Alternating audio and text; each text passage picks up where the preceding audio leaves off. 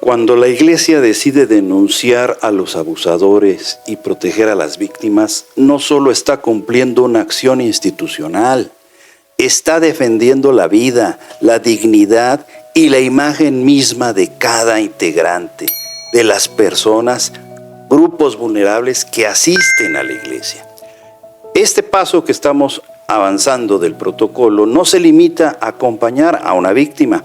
Implica también identificar al agresor, su estructura mental, su mecanismo de control, sus redes de complicidad y su impacto dentro de la comunidad, así como generar mecanismos de prevención de estas conductas en la propia Iglesia. La Biblia no oculta estas realidades. En sus páginas encontramos historias que revelan cómo opera el agresor sexual, cómo se desplaza la violencia y cómo se protege a los victimarios desde el poder del silencio, la omisión, de la indiferencia, del consentimiento, de la complicidad, incluso dentro de familias marcadas por la fe. Una de las historias más duras, profundas y reveladoras es la que involucra a Amnón y Tamar, que está registrada en el libro 2 de Samuel, en el capítulo 13. Así que hablemos de este personaje.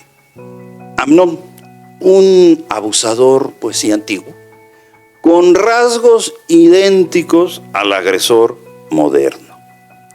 El relato bíblico es extenso porque Dios nos permite ver el crimen desde adentro. No solo el hecho violento, sino la estructura psicológica y moral que lo hizo posible. Pongamos atención a cada punto, vean. Primero estuvo la planificación manipuladora. Amnón no fue impulsivo, ni fue víctima de un arrebato. El texto dice claramente que se angustió hasta enfermarse por Tamar. Vean ahí en 2 de Samuel, capítulo 13, verso 2. Y esta es la primera señal que tenemos que estar alertas. Es habitual en los agresores sexuales, con patrones de grandiosidad, de falta de empatía, con rasgos de dominancia y autoexaltación. ¿Y saben cuáles son? Es esa obsesión egocéntrica, esa fantasía de dominación, el que la mujer la consideran como una cosa, la autojustificación del deseo y la incapacidad que tienen para reconocer límites. El agresor no ve a la mujer como persona, sino como extensión de su deseo. Póngale mucha atención a eso. El agresor no ve a la mujer como una persona, sino como una extensión de su deseo. Ahora, ¿qué otras características en estas personas vamos a ver? Pues es que la construcción de la vulnerabilidad de la víctima. Si ustedes analizan la historia, Amnón tiene un aliado que se llama Jonadab, e inclusive está descrito como muy astuto. Este personaje juega el papel que hoy, pues, ¿cómo podríamos llamarlo? Facilitador, coautor moral, cómplice social, un encubridor por diseño. Está hecho para eso. Este individuo diseña la estrategia. El agresor sexual no actúa solo a veces. Es probable que tenga este impulso. Y este personaje, Jonadab, diseñó la estrategia. ¿Qué hacen? Fíjense cómo lo hacen. Fingen una necesidad, aíslan a la víctima, crean una situación sin testigos, colocan a la víctima en un espacio controlado para el agresor. Y esto coincide con los patrones modernos de los agresores en contextos religiosos, en la iglesia, porque generan espacios así privados, ¿no? Las consejerías, las ministraciones, los encuentros espirituales, el que voy a ir a ministrarte, todos diseñados para aislar y dominar, porque hay un escenario de dominio. Luego viene otra acción que es el ataque. la violencia sexual como ejercicio de poder. Vean en 2 de Samuel, el capítulo 13, ahora el verso 14, que no nos va a dejar lugar a dudas. Dice, pero él, no queriendo oírla, a la víctima Tamar, siendo más fuerte que ella, la forzó. Ahora, veamos esto desde la óptica, desde la visión, la posición de quien sufre el abuso. Tamar intentó razonar, negociar con él, detenerlo, le señaló la injusticia, le advirtió la deshonra. Y nuevamente este patrón es idéntico a lo que vemos hoy. La víctima intenta evitar la agresión, pero la fuerza física, simbólica, este dominio, entre comillas, espiritual del agresor, termina imponiéndose. Nada ha cambiado. Nada ha cambiado. El agresor sexual, ¿qué busca? Control total, dominación, anulamiento de la voluntad ajena, imposición de su estatus, de su posición, esa posesión simbólica de la mujer. Tercer paso, la segunda agresión.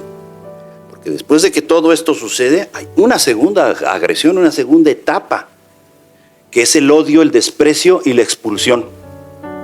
Tras violentarla, Amnón la aborreció con mayor odio del que la había amado, entre comillas. Es el mismo mecanismo de los agresores. Tras obtener lo que querían, desprecia, culpa, rechaza, expulsa, deshumaniza, desprecia. La culpa, ¿verdad?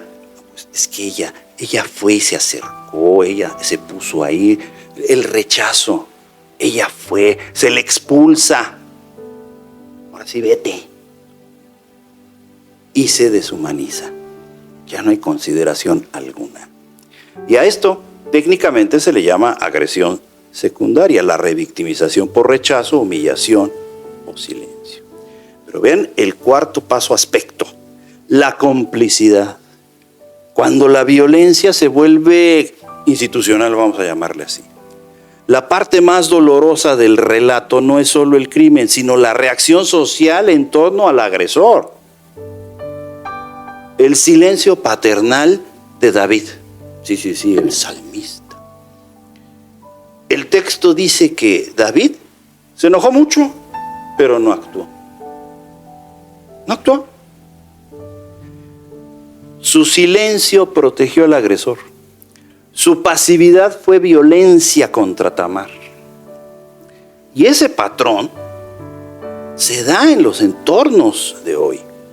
Personas con poder en la iglesia que oran por el agresor, esperan que cambie, pero no intervienen, no denuncian, por ende, por consecuencia, no protegen a la víctima.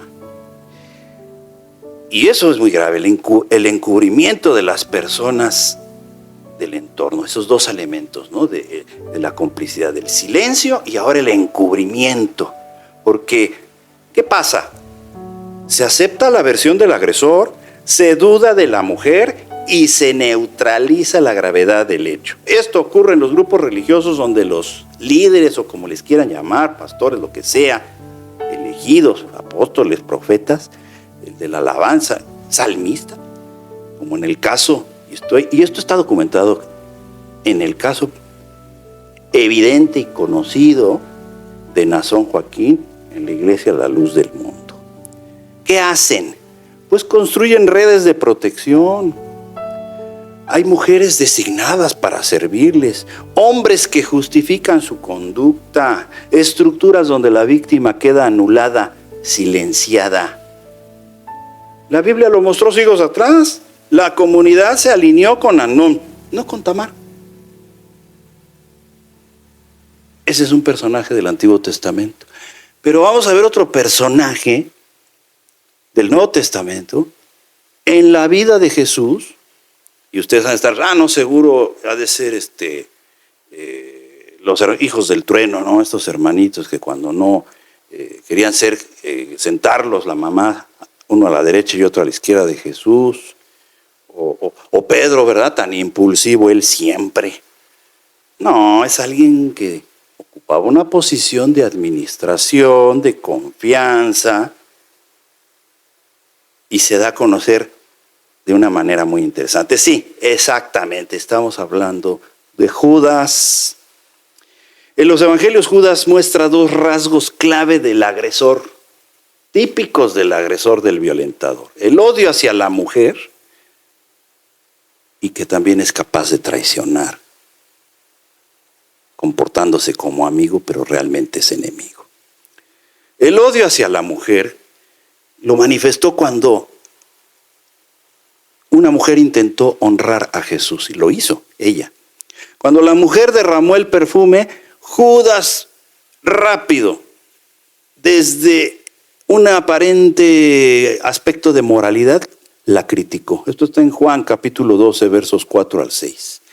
El texto ahí revela su verdadera motivación. No era el amor al prójimo, era avaricia, que también distingue mucho a este tipo de personas, el control, el poder y el desprecio hacia la mujer.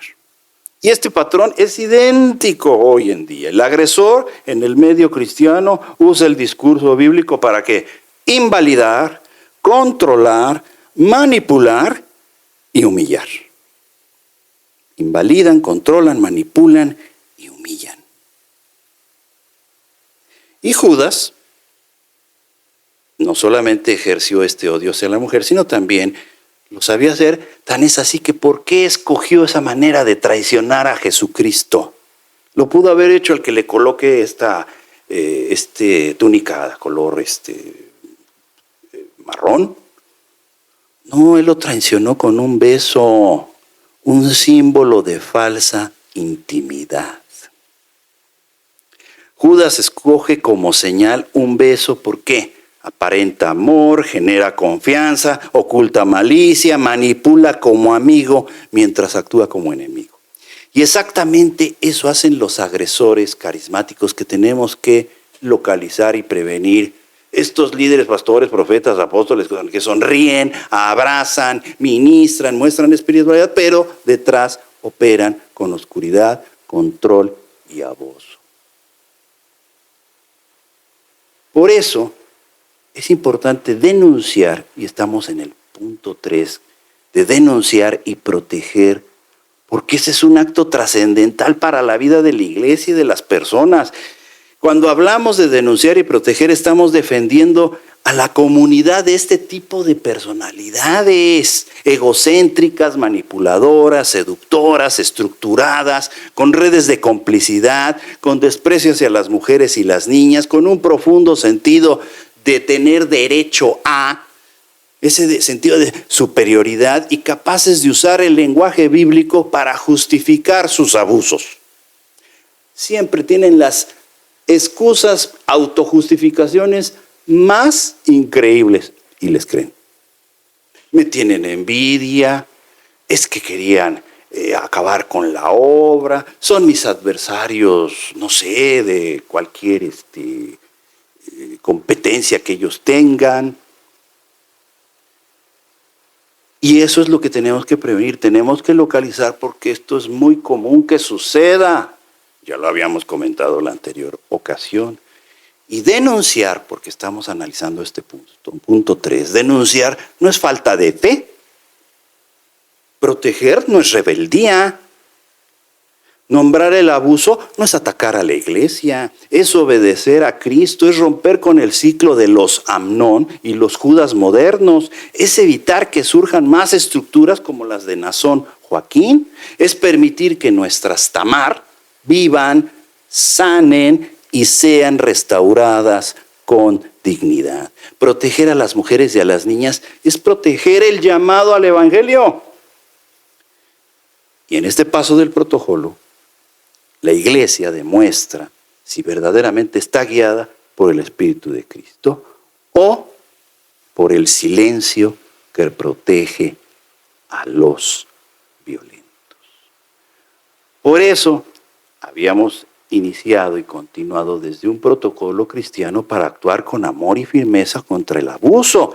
que son 4 pasos: la confidencialidad y escucha compasiva, orar y discernir para actuar con sabiduría, denunciar y proteger y acompañar y restaurar. Y en este punto de denunciar y proteger, se protege a la víctima, se separa inmediatamente al agresor y se denuncia.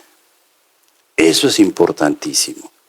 Y espero que estas palabras, en hilo y en continuidad con el anterior mensaje, sean un llamado para que las organizaciones, como usted le quiera llamar, porque sucede en todas y está documentado, no es algo que nos inventemos, tomen acciones de prevención con la guianza de Dios para no quedarse en una situación meramente de inacción o de contemplación, sino tomemos acción, una acción pastoral y de contención emocional, donde haya una denuncia y se proteja a la víctima y sobre todo se restaure y se dé seguimiento, porque la víctima debe ser acompañada, se debe de garantizar que sea un espacio seguro, que la iglesia sea un espacio verdaderamente libre y seguro y se promuevan formaciones